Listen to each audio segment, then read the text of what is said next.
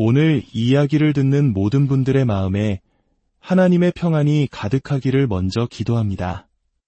바쁘고 소란한 세상 속에서 잠시 멈추어 우리의 영혼을 위한 깊은 울림에 귀 기울이는 시간이 되기를 소망합니다. 만약 오늘 이 이야기가 당신의 마음에 작은 위로와 희망의 씨앗을 심어준다면 이 은혜를 주변의 소중한 이들과 함께 나누어 주십시오. 당신의 나눔이 누군가에게는 절실했던 선한 목자의 음성을 듣는 통로가 될 수 있습니다. 구독과 알림 설정은 이 귀한 여정을 계속해 나가는 저희에게 큰 힘이 됩니다. 자, 이제 요한복음 10장의 말씀을 통해 우리에게 들려주시는 예수님의 음성 속으로 함께 들어가 보겠습니다. 오늘 우리가 함께 묵상할 말씀은 요한복음 10장 7절에서 18절, 그리고 27절에서 29절까지의 말씀입니다. 예수님께서는 당신 자신을 가리켜 여러 비유로 설명하셨습니다. 그 중에서도 오늘 말씀에 나오는 양의 문과 선한 목자라는 비유는 혼란스러운 시대를 살아가는 우리에게 가장 큰 위로와 확신을 주는 말씀 중 하나일 것입니다. 먼저 예수님께서 말씀하십니다. 내가 진실로 진실로 너희에게 이르노니 나는 양의 문이라. 우리 삶에는 수많은 문들이 있습니다. 성공으로 통하는 문, 관계로 통하는 문, 지식으로 통하는 문. 우리는 더 나은 삶을 위해 끊임없이 새로운 문을 찾고 그 문을 열기 위해 애씁니다. 하지만 예수님께서는 이 모든 문과 구별되는 단 하나의 절대적인 문이 있다고 말씀하십니다. 바로 당신 자신이 구원과 영원한 생명으로 들어가는 유일한 문이라는 선언입니다. 예수님은 이어서 말씀하십니다. 나보다 먼저 온 자는 다 절도여 강도니 양들이 듣지 아니하였느니라. 이 말씀은 모세나 선지자들을 부정하는 것이 아닙니다. 예수님 시대에 스스로를 메시아라 칭하며 사람들을 선동했던 거짓 지도자들, 그리고 겉으로는 경건해 보였으나 실제로는 양들을 돌보지 않고 자기 배만 채우던 바리새인과 같은 종교 지도자들을 향한 날카로운 지적이었습니다. 그들은 양들을 위하는 척했지만 실상은 양들의 영혼을 훔치고 상처 입히고 결국 파멸로 이끄는 자들이었습니다. 그들의 목소리는 달콤하게 들릴지 모르나 그 끝에는 절망뿐입니다. 하지만 예수님의 양들은 그 낯선 목소리를 분별합니다. 참된 목자의 음성을 알기 때문입니다. 이것이 바로 영적인 분별력입니다. 우리가 예수님 안에 거할 때 세상의 수많은 거짓된 가르침과 유혹 속에서도 우리는 길을 잃지 않을 수 있습니다. 무엇을 듣지 말아야 하는지를 아는 것, 이것이 바로 우리가 그리스도의 양이라는 강력한 증거 중 하나입니다. 9절에서 예수님은 다시 한번 강조하십니다. 내가 문이니 누구든지 나로 말미암아 들어가면 구원을 받고 또는 들어가며 나오며 꿀을 얻으리라. 나로 말미암아 오직 예수님을 통해서만 가능하다는 것입니다. 다른 길은 없습니다. 다른 문은 없습니다. C.S. 루이스의 소설은 의자에서 주인공질이 무서운 사자 아슬란에게 다가가 물을 마시기를 두려워하자 아슬란은 말합니다. 그렇다면 너는 목말라 죽을 것이다. 질이 다른 시냇물을 찾아보겠다고 하자 아슬란은 단호하게 대답합니다. 다른 시냇물은 없다. 사랑하는 여러분, 이것이 우리가 왜 복음을 전해야 하는지에 대한 이유입니다. 왜 머나먼 타국에 잃어버린 영혼들을 위해 기도하고 마음을 써야 하는지에 대한 이유입니다. 세상에는 다른 시냇물이 없기 때문입니다.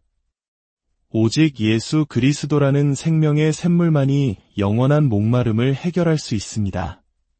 10절의 말씀은 이 대조를 극명하게 보여줍니다.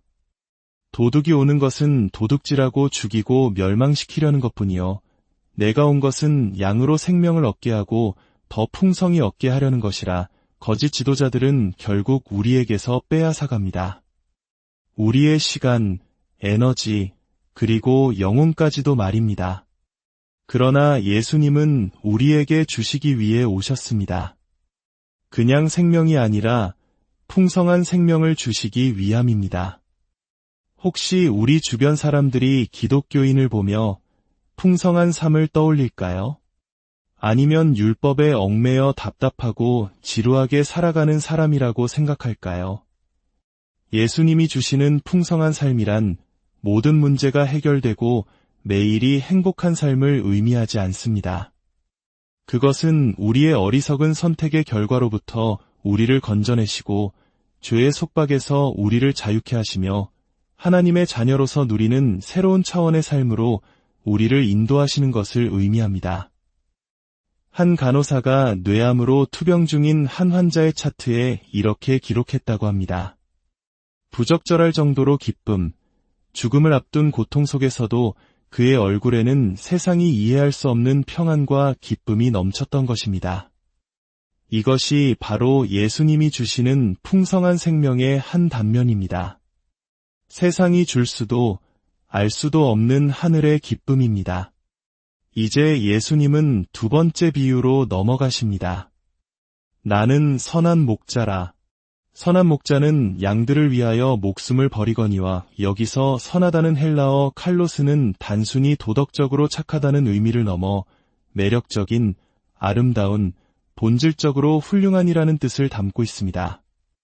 예수님은 우리를 강압적으로 이끄시는 분이 아니라 그분의 인격과 사랑의 아름다움으로 우리를 자연스럽게 이끄시는 매력적인 목자이십니다. 그분은 상한 갈대를 꺾지 않으시며 꺼져가는 등불을 끄지 않으시는 분입니다.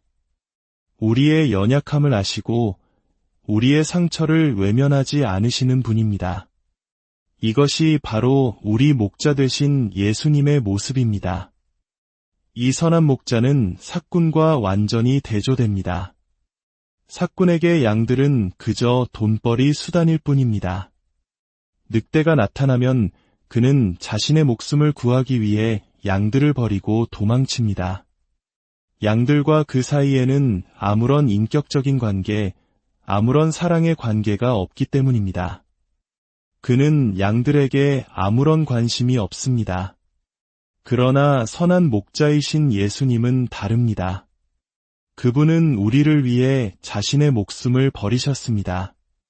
이것은 사고가 아니었습니다. 어쩔 수 없는 희생도 아니었습니다. 18절에서 예수님은 분명히 말씀하십니다. 이를 내게서 빼앗는 자가 있는 것이 아니라 내가 스스로 버리노라. 나는 버릴 권세도 있고 다시 얻을 권세도 있으니 이 계명은 내 아버지에게서 받았노라. 이것은 영원 전부터 계획된 아버지 하나님과 아들 예수님의 사랑의 언약이었습니다. 십자가 위에서 아들이 순종하며 자신의 생명을 내어놓을 때 아버지는 그 아들을 보시며 말씀하셨을 것입니다. 이는 내 사랑하는 아들이여 내 기뻐하는 자라. 이 목자와 양의 관계는 얼마나 친밀한지요.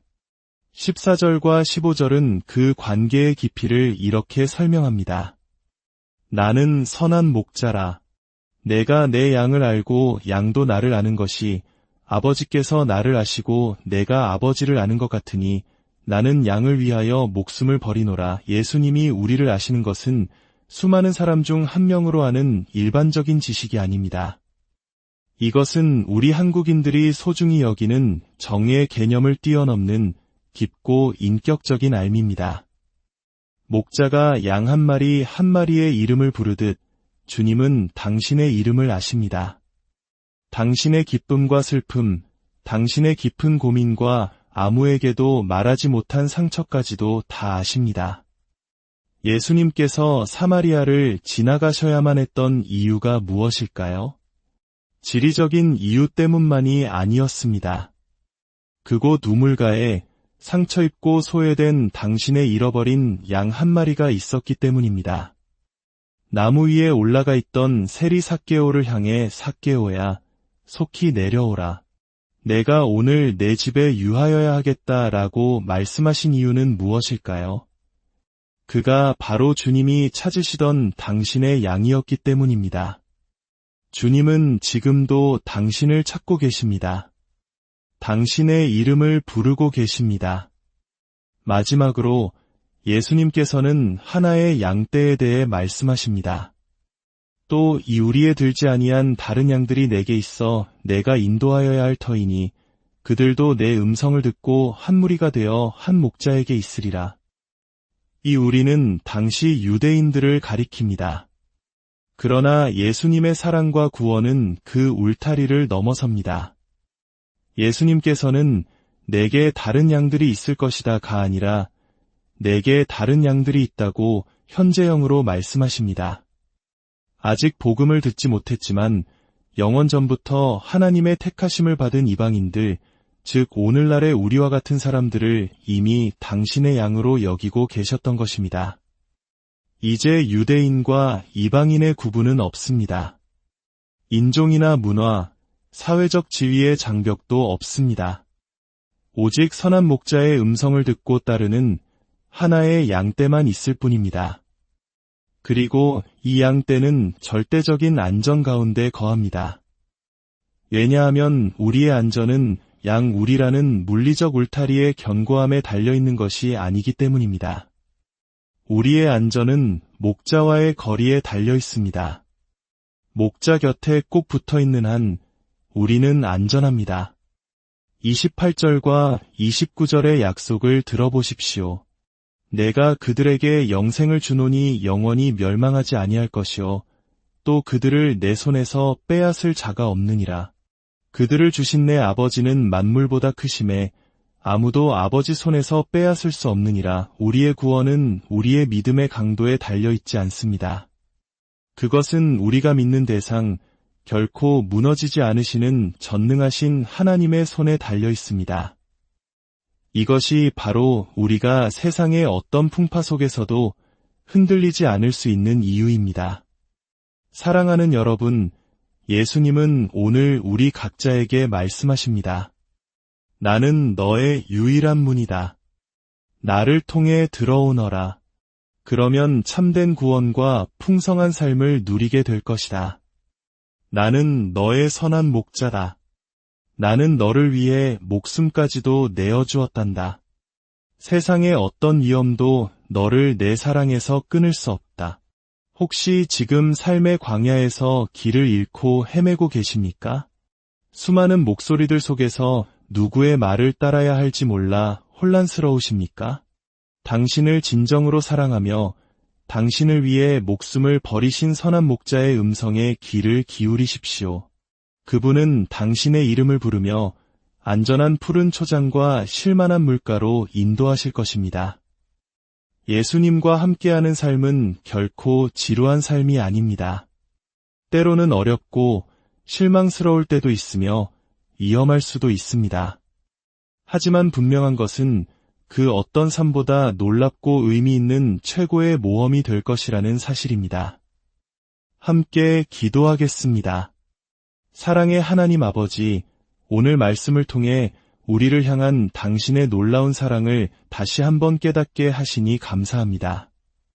세상의 수많은 거짓된 문과 사꾼 목자들의 소리 속에서 오직 유일한 문이시며 선한 목자이신 예수님의 음성만을 듣고 따르게 하옵소서.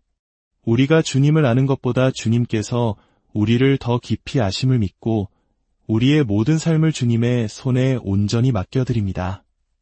주님이 주시는 풍성한 생명을 날마다 누리게 하시고 그 기쁨과 평안을 세상에 전하는 주님의 양으로 살아가게 하옵소서. 우리를 아버지의 손에서 그 누구도 빼앗을 수 없다는 영원한 약속을 붙들고 담대하게 세상으로 나아갑니다. 여러분의 삶의 모든 걸음마다 선한 목자이신 주님의 인도하심과 사랑이 함께하기를 축복합니다. 예수님의 이름으로 기도드립니다.